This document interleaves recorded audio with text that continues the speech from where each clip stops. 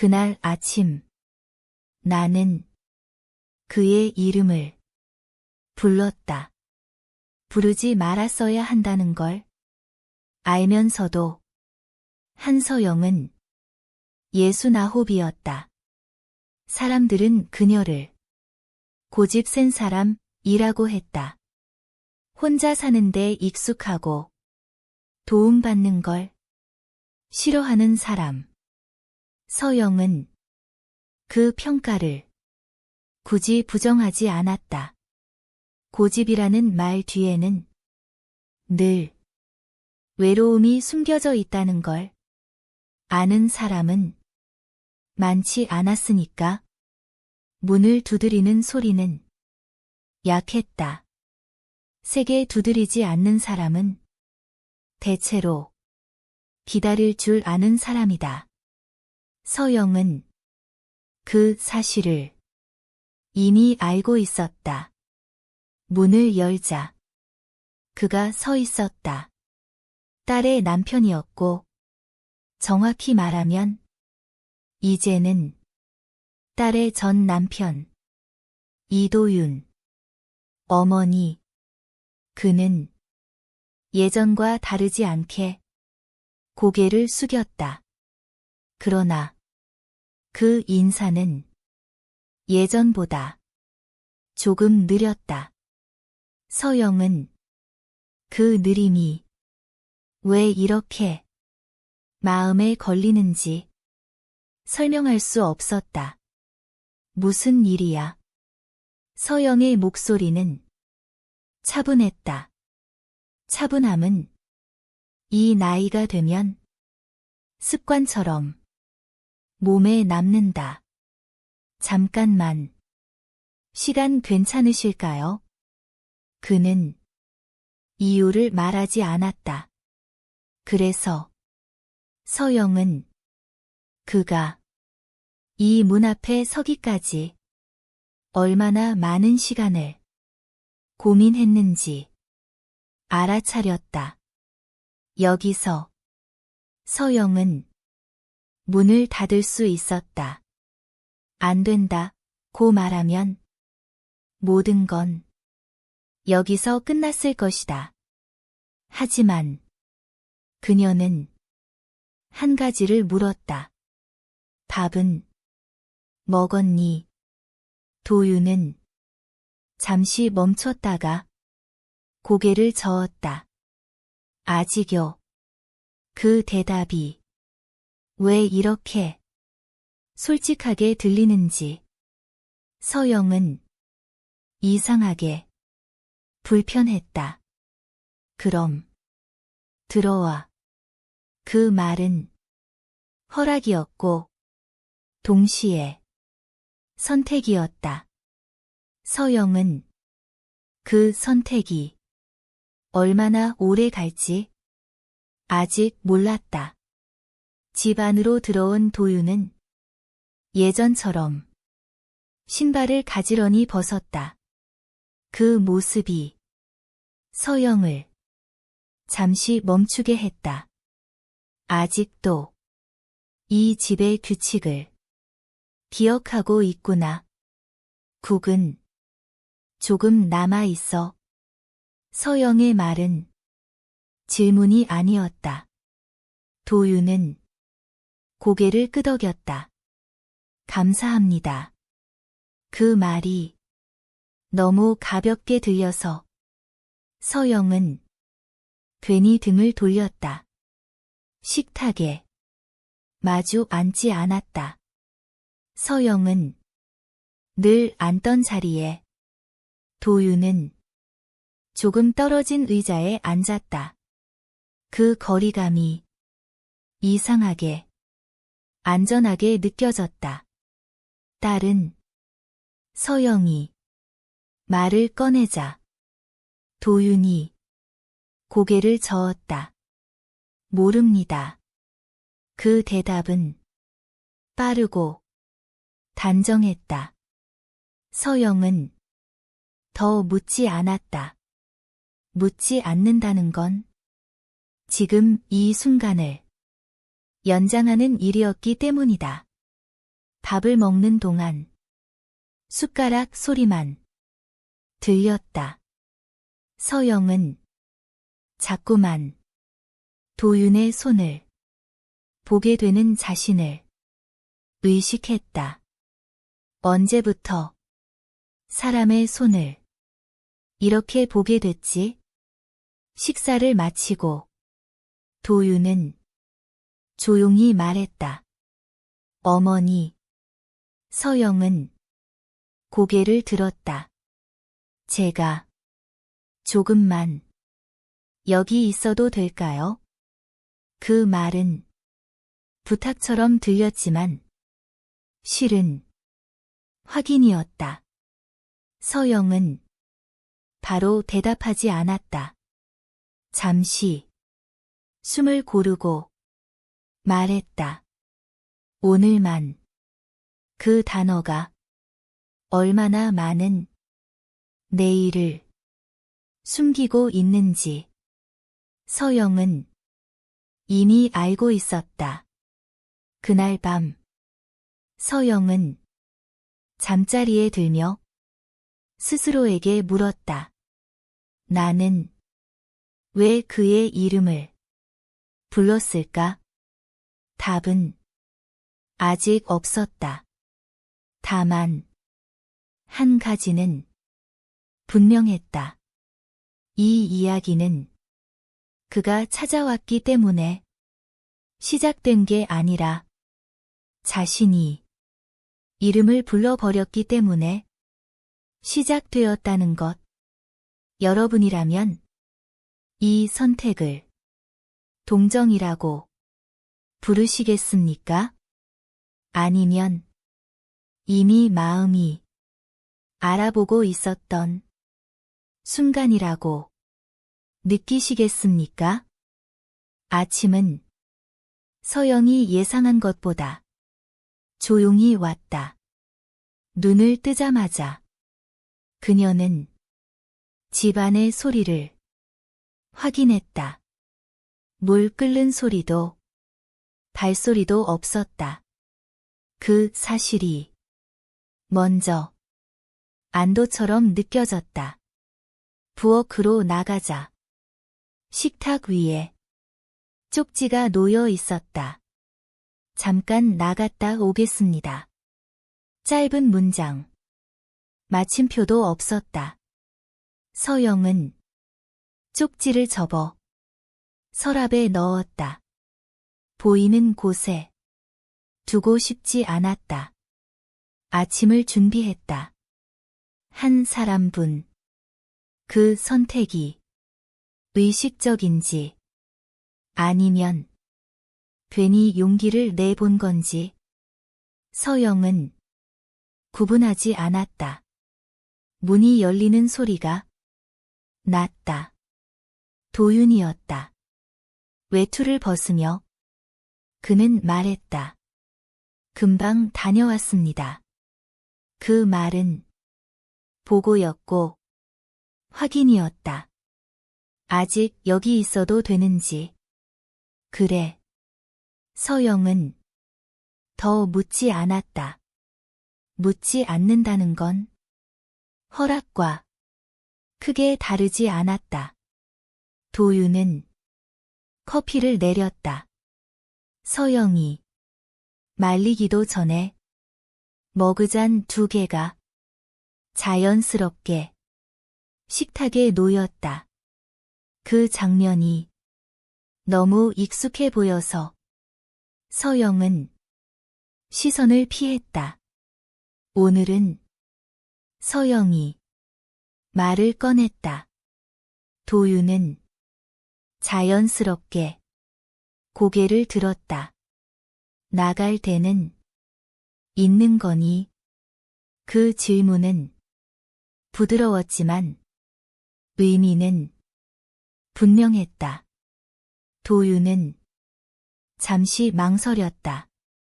그 침묵이 서영을 조금 긴장하게 했다. 정리할게. 조금 남아서요. 그 말은 어제보다 조금 더 구체적이었다.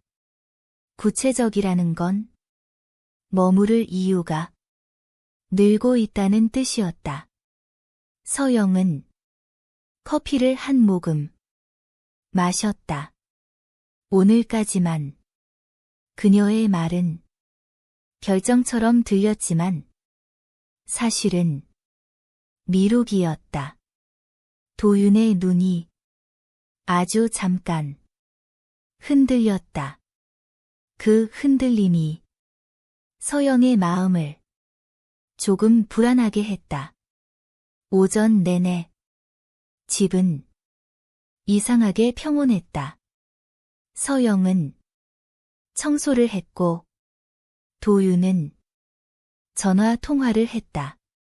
네, 아직입니다. 오늘 안으로는 조금만 더요. 그 말들은 전부 현재를 늘리는 말들이었다. 서영은 그 소리를 듣고 있었다.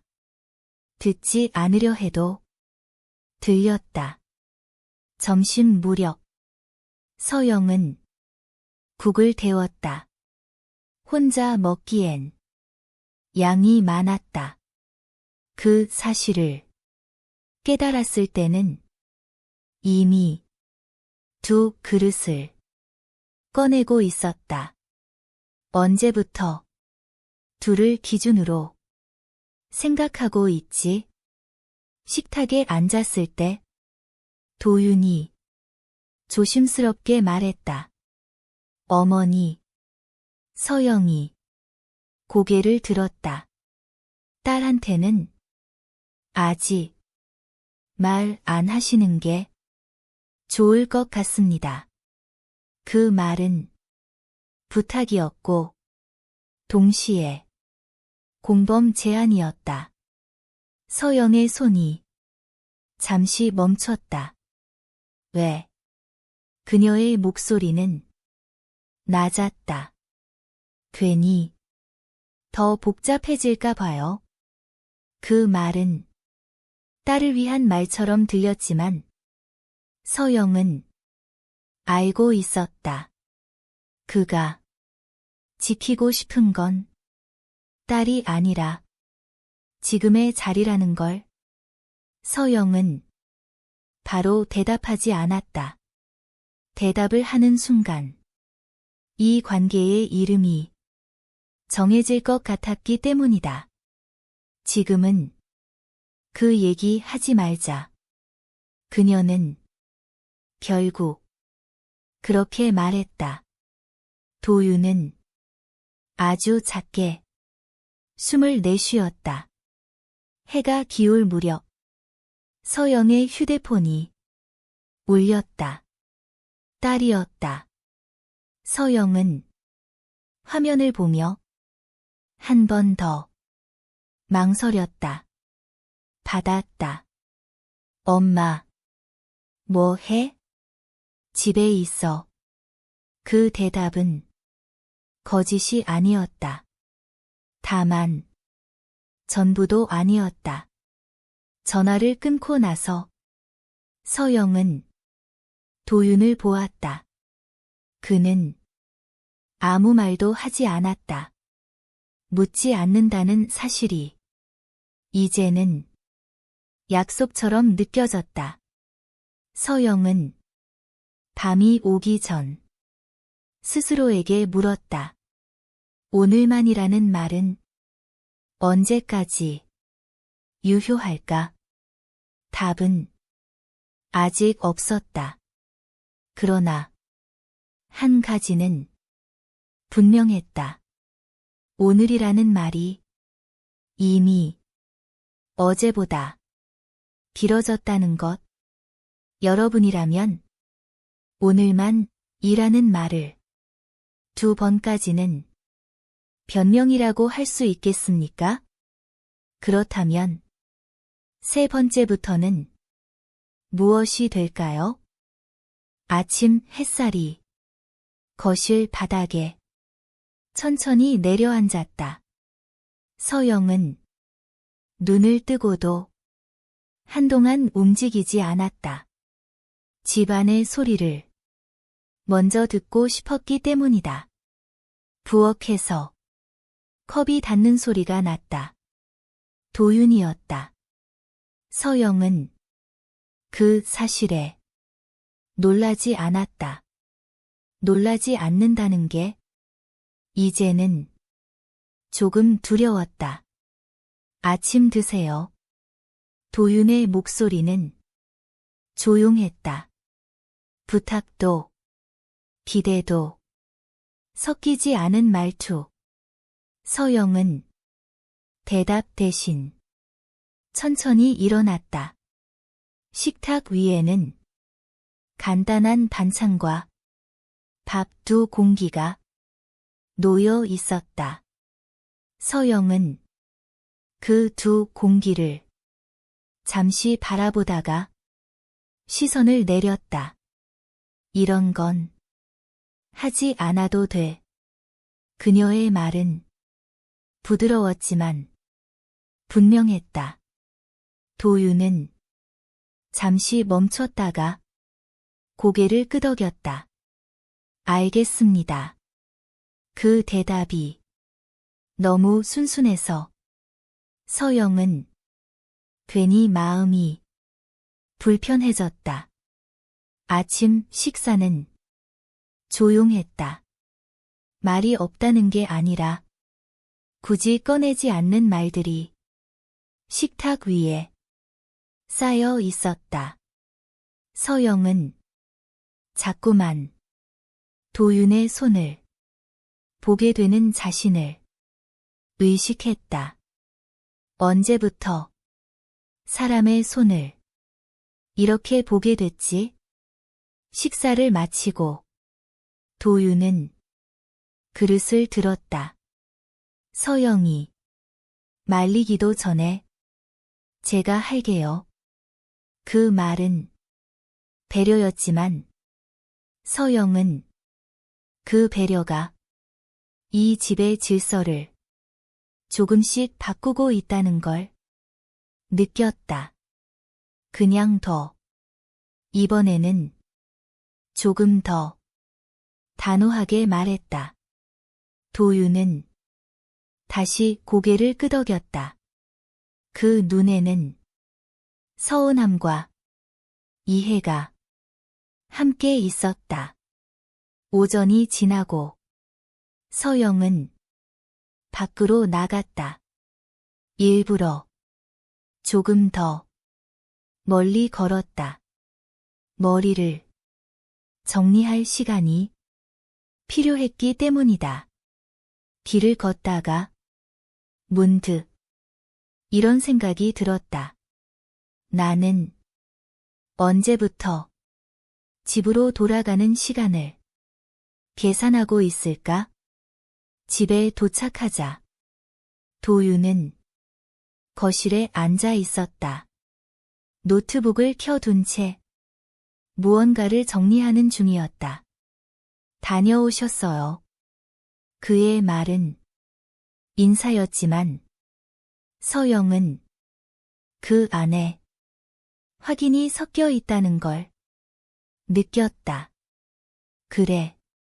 서영은 외투를 벗으며 짧게 대답했다. 그 짧음이 경계라는 걸 그가 알아주길 바랐다. 오후 내내 둘은 각자의 시간을 보냈다. 그러나 완전히 분리되지는 않았다. 서영은 물을 끓일 때 2잔을 떠올렸고 도윤은 문을 닫을 때 소리를 줄였다. 그 사소한 배려들이 서로를 조금씩 묶고 있었다. 저녁이 가까워지자 서영은 반찬을 꺼냈다가 다시 넣었다. 오늘은 혼자 먹어도 되잖아. 그 생각을 끝까지 밀어붙이지 못했다. 식탁에 앉았을 때 도윤이 말했다. 어머니, 서영은 고개를 들었다. 제가 여기 있는 게 편해졌습니다. 그 말은 고백처럼 들렸다. 서영의 손이 잠시 멈췄다. 편해진다는 건 기대가 생겼다는 뜻이고, 기대는 언젠가 실망을 데려온다. 편한 게. 서영은 말을 멈췄다. 끝을 맺으면 무언가를 결정해야 할 것 같았기 때문이다. 편한 게 항상 좋은 건 아니야. 그녀는 결국 그렇게 말했다. 도윤은 아무 말도 하지 않았다. 그 침묵이 서영에게는 동의처럼 느껴졌다. 그날 밤 서영은 쉽게 잠들지 못했다. 도윤이 방에서 책장을 넘기는 소리. 그 소리는 낯설지 않았고 그래서 더 선명했다. 서영은 천장을 보며 스스로에게 물었다. 말하지 않은 기대는 정말 없는 걸까? 아니면 이미 둘 다 알고 있으면서 피하고 있는 걸까? 답은 아직 없었다. 그러나 한 가지는 분명했다. 아무도 요구하지 않았지만 기대는 이미 자라나고 있었다. 아침은 어제보다 조금 일찍 왔다. 서영은 눈을 뜨자마자 결심 같은 걸 떠올리지 않으려 했다. 결심은 언제나 말보다 먼저 몸을 움직이기 때문이다. 부엌에는 불이 켜져 있지 않았다. 서영은 그 사실에 잠깐 안도했다. 아직은 그 생각이 왜 이렇게 자연스럽게 나오는지 스스로에게 묻지 않았다. 잠시 후 도윤이 나왔다. 외투를 들고 있었다. 오늘은 정리하고 나가겠습니다. 그 말은 결심처럼 들렸지만 어딘가 여백이 남아 있었다. 그래. 서영의 대답은 차분했다. 차분함 속에는 붙잡음도 안도도 함께 있었다. 부엌에서 차를 끓였다. 컵을 하나 꺼냈다가 멈췄다. 잠시 망설인 뒤 다시 하나를 더 꺼냈다. 그 선택이 왜 이렇게 중요하게 느껴지는지 서영은 설명하지 않으려 했다. 식탁에 앉자 도윤이 말했다. 어머니. 서영은 고개를 들었다. 그동안 제가 많이 편해졌습니다. 그 말에는 감사와 고백이 겹쳐 있었다. 서영은 잠시 생각하다가 말했다. 편해지는 건 사람을 머물게 하지. 그 말은 도윤을 향한 말이었고 자기 자신을 향한 경고이기도 했다. 도윤은 아무 말도 하지 않았다. 그 침묵이 서영에게는 존중처럼 느껴졌다. 현관 앞에서 도윤은 신발을 신다가 잠시 멈췄다. 딸에게는 제가 이야기하겠습니다. 그 말은 배려였고 서영은 그 배려를 받아들이기로 했다. 그래. 문이 닫혔다. 찰칵. 소리는 명확했다. 서영은 그 자리에 잠시 서 있었다.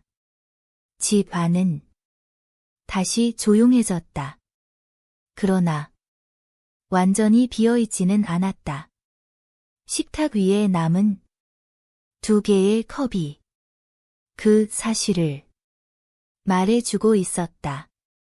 서영은 한 컵을 들어 싱크대로 옮겼다. 물로 헹구며 생각했다. 이건 정리일까? 아니면 미루기일까? 낮이 지나고 해가 기울었다. 서영은 아무에게도 전화하지 않았다. 설명하지 않았고 묻지도 않았다. 말하지 않는 선택이 때로는 가장 분명한 태도라는 걸 이제는 알고 있었다. 저녁 무렵 문자가 왔다. 도윤이었다. 무사히 나왔습니다. 짧은 문장. 서영은 휴대폰을 내려놓았다. 답장을 쓰지 않았다. 그 침묵이 자신을 지켜주고 있다는 걸 느꼈기 때문이다. 밤이 되자 서영은 불을 끄고 소파에 앉았다. 집은 여전히 자신의 집이었다. 그리고 이 시간도 자신의 것이었다. 서영은 마지막으로 스스로에게 물었다. 나는 오늘 선을 지킨 걸까? 아니면 선을 내일로 미뤄둔 걸까? 답은 끝내 나오지 않았다. 다만 이건 분명했다. 그날 그의 이름을 불렀던 선택이 오늘까지 이어져 왔다는 것. 그리고 그 사실을 이제는 부정하지 않아도 된다는 것. 창밖에서 밤바람이 불었다. 서영은 그 소리를 들으며 생각했다. 삶은 언제나 이렇게 아무 일도 없었던 것처럼 계속된다는 걸.